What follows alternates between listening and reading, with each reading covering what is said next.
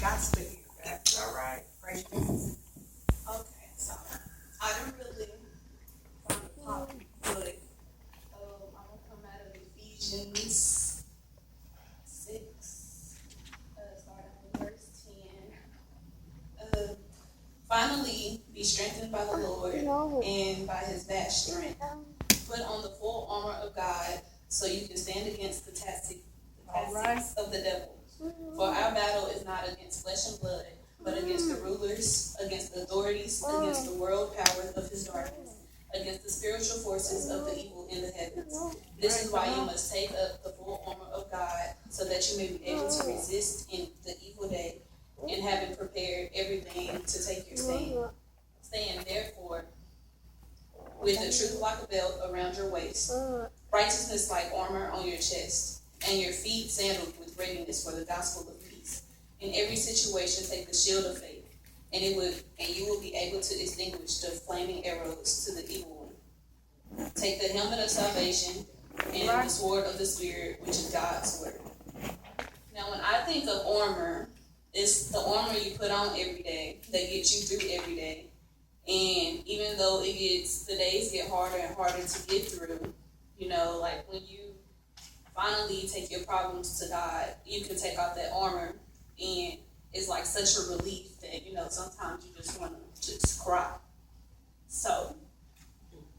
That's all right. All right. Come on. All right. Take your time. Take your time. Let him have his way. Have his way. Let him have his way. So like today, wearing armor in today's generation is hard. Even though my mom always says, I was your age once, I done did this, I done did that. The 90s and the 80s is way different from right now. And it's hard. And like, we all fall into these temptations. And especially in my day and age, it's like so much to get into.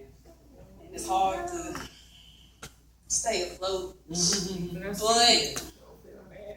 with God on your side, that's it. you can get through pretty much anything.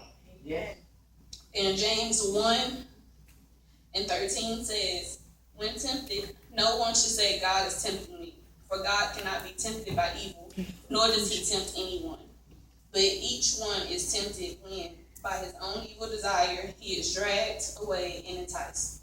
Then after desire has conceived, it gives birth to sin, and sin, when it is full grown, gives birth to death. Don't be deceived, my dear brothers. Every good and perfect gift from above is coming down from the Father of the heavenly lights, who does not change like the shifting shadows. He chose to give us birth through the word of truth, that we might be kind of first fruits of all he created. So what I get from that is that we all say, God's just tempting me, God's just doing this, but really, it's us not, I feel like it's us not following God. We fall into whatever's happening in the world. All right. Come on. All right. Ain't nothing wrong with that. We fall into whatever happening in the world, and we lose sight in what we're supposed to do. And in those type of circumstances, you just have to look to God and ask him. Well, I would ask him for understanding, strength, maybe patience, but my mama always said, be careful what you ask for.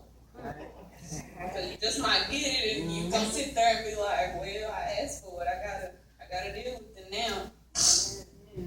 But Matthew 6:13 says, and lead us not into temptation, but deliver us from the evil one. So he's gonna deliver